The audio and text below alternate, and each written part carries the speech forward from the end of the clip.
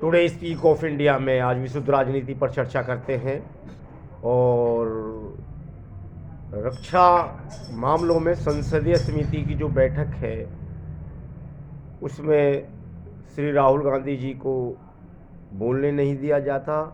रक्षा संबंधित मामलों में राष्ट्रीय सुरक्षा के अहम मुद्दों पर वो बोलना चाह रहे थे और ये गलत है। पक्ष को सुननी चाहिए। जो लोकसभा अध्यक्ष हैं उन्हें इनकी बात पर गौर करना चाहिए। अब इतिहास के कुछ अतीत पन्नों पर चलते हैं। कुछ ऐसी शख्सियत के विषय में चर्चा करते हैं जिनका व्यक्तित्व बहुत ऊंचे ओहदे पर था। हैदराबाद में रहने वाले पक्के गांधीवादी, निहायत सादगी पसंद नवाब अकबर अली खान यूपी के 1972 से लेकर 1974 तक गवर्नर रहे थे। बाद में वे उड़ीसा के राज्यपाल भी रहे थे। वे तमाम तरह के प्रोटोकॉलों की बंदिशों से वे खुद को दूर रखते थे। एक रोज़ टहलने के लिए वो राजभवन से बाहर निकल गए। लौटे तो राजभवन के बाहर उन्हें दरबान ने रोक लिया और कहा, कहाँ जा रहे हो? ये राजभवन है और गवर्नर हाउस है, यहाँ गवर्नर साहब रहते हैं। लाख समझाने के बाद भी वो दरबान नहीं माना और इन्हें बाहर ही रोके रखा। तब इन्होंने कहा कि आप अंदर से किसी को बुला लीजिए। दरबान ने आवाज़ लगाई, अंदर से कुछ लोगों को बुलाया। जब उन्होंने देखा कि गवर्नर साहब बाहर खड़े हुए हैं तो उन्होंने तुरंत हाथ पांव फूल गए और उनको माफ़ी मांग कर उनको अंदर ले आए। उसके बाद में गवर्नर साहब ने उस दरबान को माफ़ कर दिया। तो इस तरह की शख्सियत थी खान साहब की।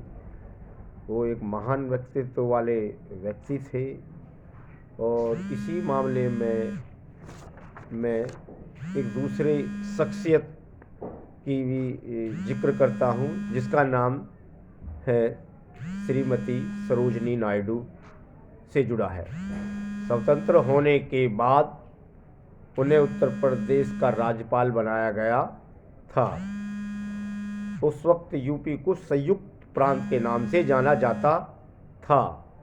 उनका कार्यकाल 15 अगस्त 1947 से लेकर 2 मार्च 1949 तक उनके निधन तक रहा था।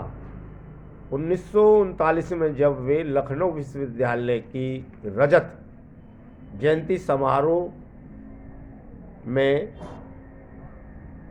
जा रही थी, सरोजिनी नायडू ने इस समारोह में अध्यक्षता करनी थी।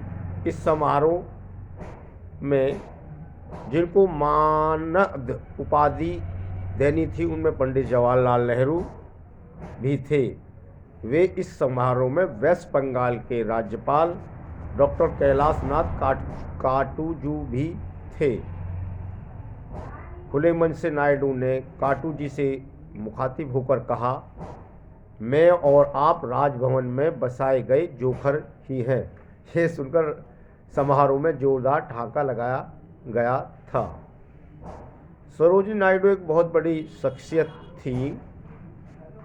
अभिमान तो मात्र नहीं था। एक बार अतिथियों ने उनको राजभवन के बाहर झाड़ू लगाती देखा था। एक बार किसी ने उनको बताया कि महान वैज्ञानिक डॉक्टर शांति स्वरूप भटनागर कविताएं लिख रहे हैं, इनको बताया गया। जब भटनागर से ये रूबरू हुई तो उन्होंने उनसे चुटकी लेते हुए पूछा, तुम्हारी हिम्मत कैसे हुई मेरे कार्यक्षेत्र में घुसपैठ करने की?